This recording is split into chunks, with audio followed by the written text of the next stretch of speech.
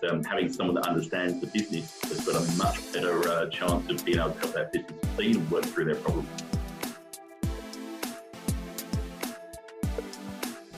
Welcome to the Business Behind Your Business, conversations to help your business grow and thrive. Hi, I'm Paul Sweeney, founder of Premium Solutions, Chartered Accountants and Certified Business Advisors, hosting the Business Behind Your Business.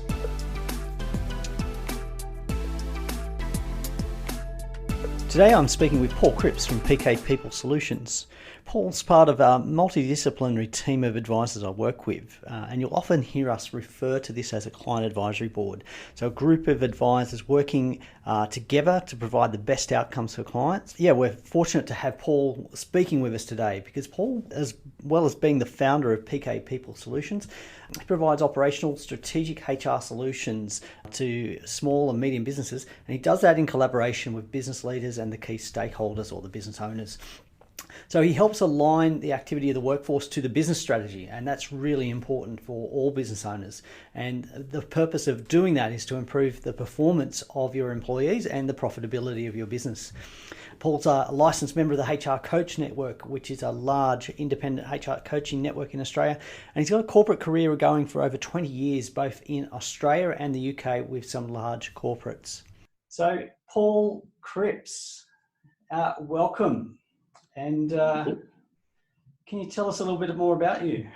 Yeah, certainly, yes. And look, as you say, I've basically founded PK People Solutions three years ago, and that was basically after I had a career in corporate HR roles stretching back over 20 years, and got to a point eventually where I felt as if in my corporate career I've gone as far as I could, having led a couple of teams for global companies here in Australia. And I thought, it's time to go out there and explore a different world and help small to medium-sized businesses and give them the expertise that they need. I guess as a consultant, as opposed to for businesses that won't be able to afford to hire somebody on a full-time basis. The consistency advice from a panel that's joined is so important. And I know you've already said that, but I almost think we can't say that enough, because I see it as absolutely critical, and I'm sure you see the same, Paul, as well, where you've got people that are getting advice from different places that's not joined up. It's a problem that that happens to a lesser extent in corporations even as well, where they're not talking to each other. But in theory, in a corporation or a larger business, you would have that joined up advice there, and people would meet. And this is what I guess is being brought together here, really. In terms of how it relates to people from an HR perspective, as you say, you already said, Paul, I think a lot of it is down to sometimes there being issues with people, whether that's been to do with having the right people in the role, whether it's around difficulty in terms of performance, and if there is an issue with performance, how to go about trying to get that improvement in performance, or to part ways, and to part ways in what really is a complex environment. And a lot of people are fearful and think that it's impossible to, and I'm going to use the word sack people, but it isn't.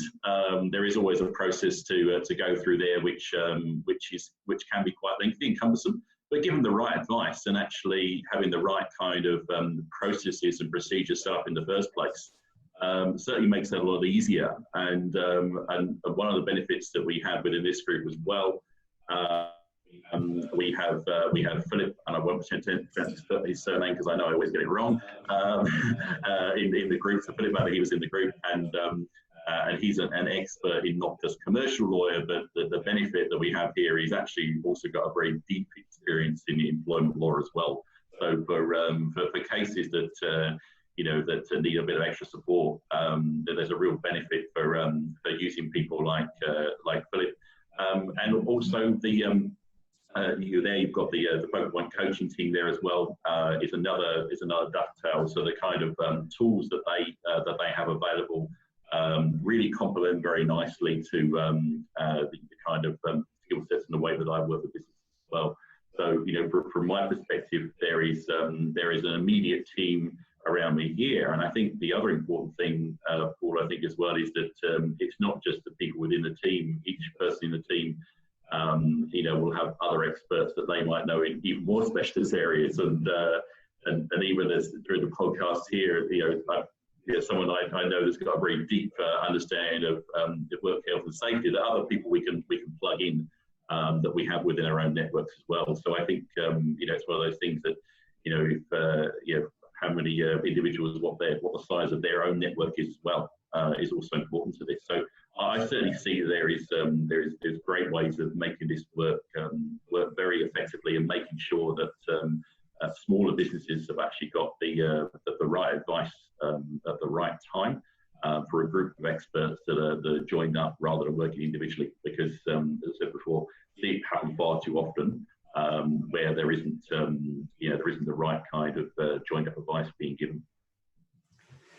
And so, Paul, how would this say work? I think one of the common areas that you're brought in to deal with is where there's an issue with an employee. So maybe can you go into a bit more detail about how your initial engagement often comes out, and where you would need to engage a lawyer like Philip, or maybe Harry, Raj or Rita would be required to actually help with getting more value out of the employees?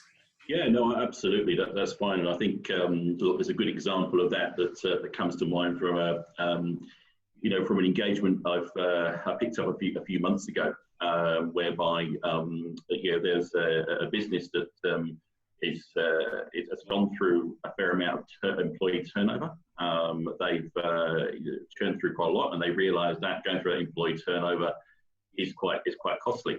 So one of the reasons I'm reporting to is to really get a bit of an understanding as to, okay, well, this is happening, we're dealing with it, we know it's costing us a lot of money, but actually what do we actually do? So basically I was brought in to really get an understanding in terms of what's happening within this particular team already. I went through a process of meeting with each of the people in the team, using a couple of tools at my disposal to really understand what's actually happening, where the motivators are, and we knew there was also performance issues there as well. Now, thankfully they've been able to deal with some of the performance issues and a couple of those exits without it actually escalating.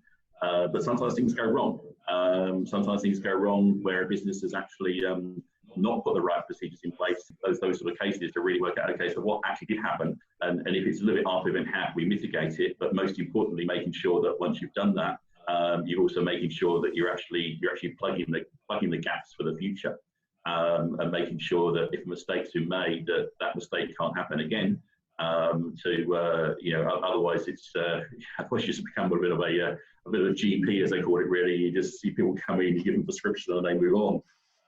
That's not the way that we like to work, and because we like to make sure that people have got a solution to their problem, they've then got something that's sustainable for the future as well. The particular example I was talking about as well would be another classic example that and I've only really started working with this client for about the last couple of months. But certainly having a better understanding around some of the issues there would lead to thinking about, okay, so for Harry and his team, in terms of what sort of tools are there at disposal in terms of what can help, and in terms of development of those people as well. Some of their psychometrics and so their training there could well be useful as we get a deeper understanding around the motivators and where some of the gaps are in this particular team. But certainly there's plenty of opportunity to collaborate with other people in the team here, and once again, it's a case of having a team surrounded rather than thinking, okay, where do I go next, and then potentially passing that to someone that hasn't got a fuller picture of a particular client has a real big benefit. Because the key thing I find is that having people that have a closer understanding of the business is much more successful than if there is some form of business advisory, whether it be within HR or legal or IT, which effectively just sends people off to a call centre where they just get different advice each time, because those sort of options are available in certain industries. But certainly my point of view is that I think that having someone that understands the business has got a much better chance of being able to help that business succeed and work through their problem.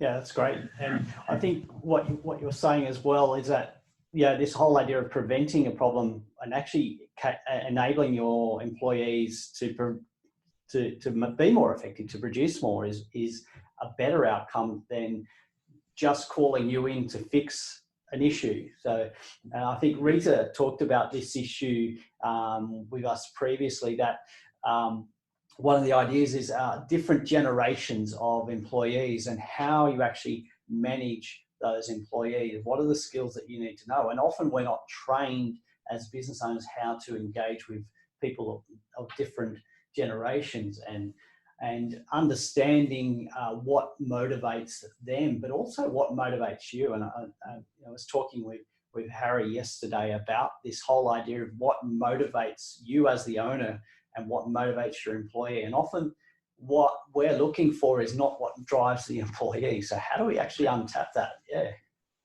I think a lot of it, first of all, is which reminds me of some research I should share with you as well on that that came across a few years ago.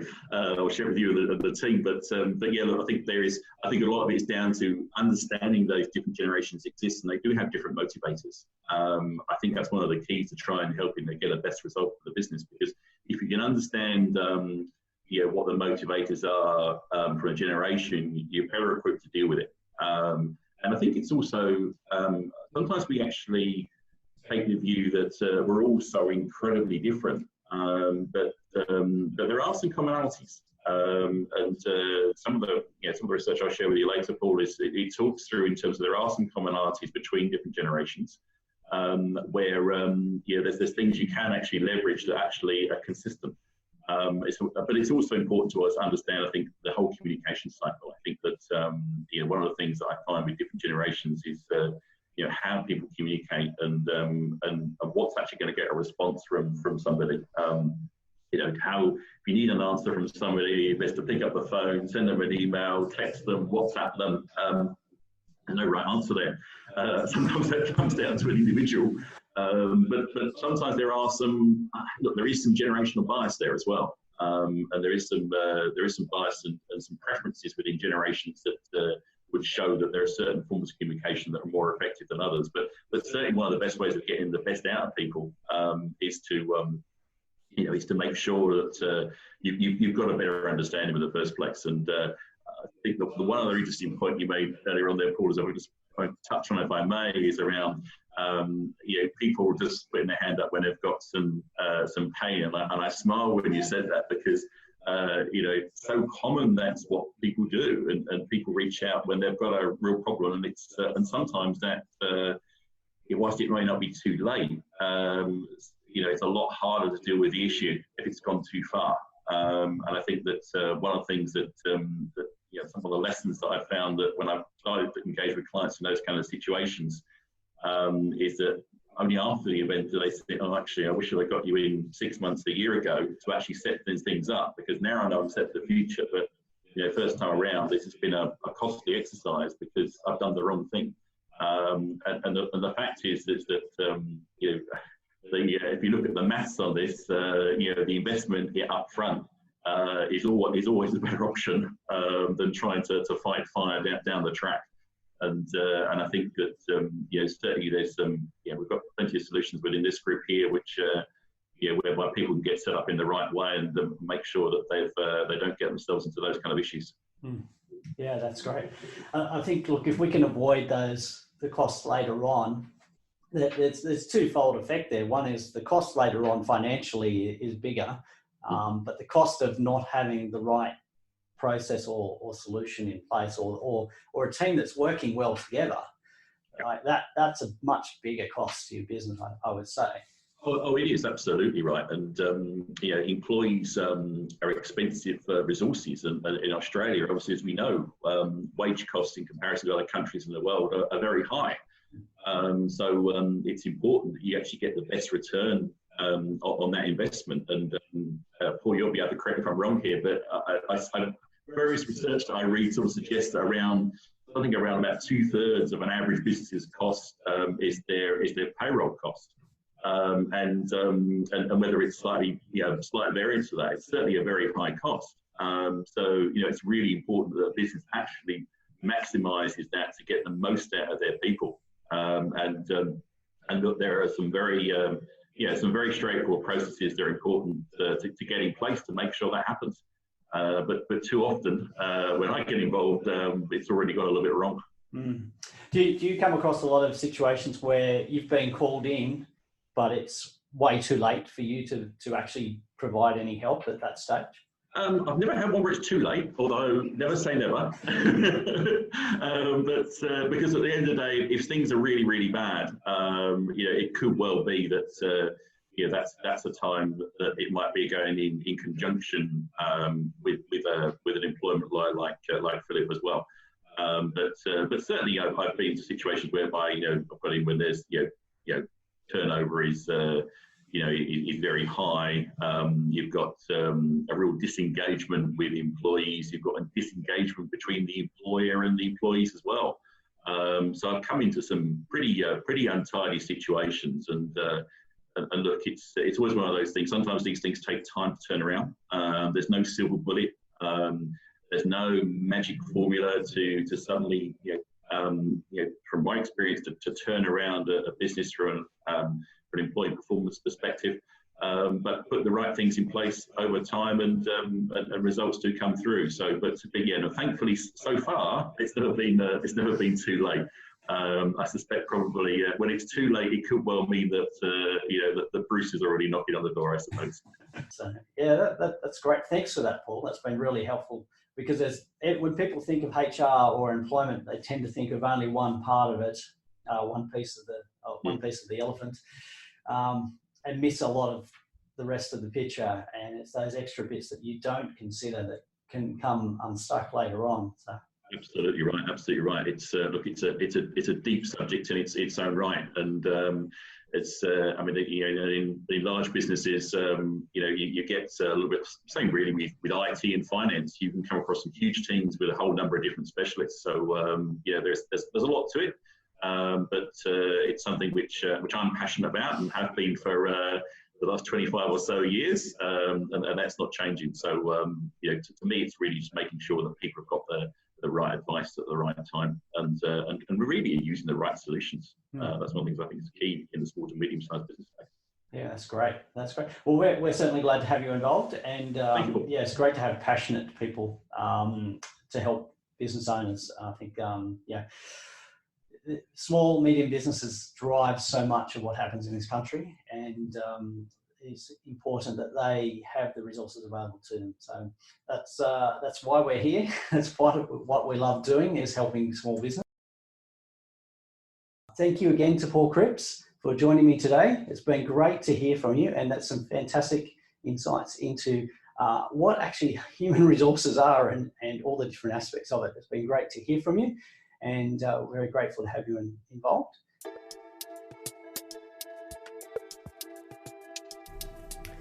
Thanks for listening. Do you have a question you'd like our team of experts to answer? If you do, send your question to podcast@thebusinessbehindyourbusiness.com. To hear more from The Business Behind Your Business, don't forget to subscribe using your favourite podcast player, or you can visit the businessbehindyourbusiness.com website.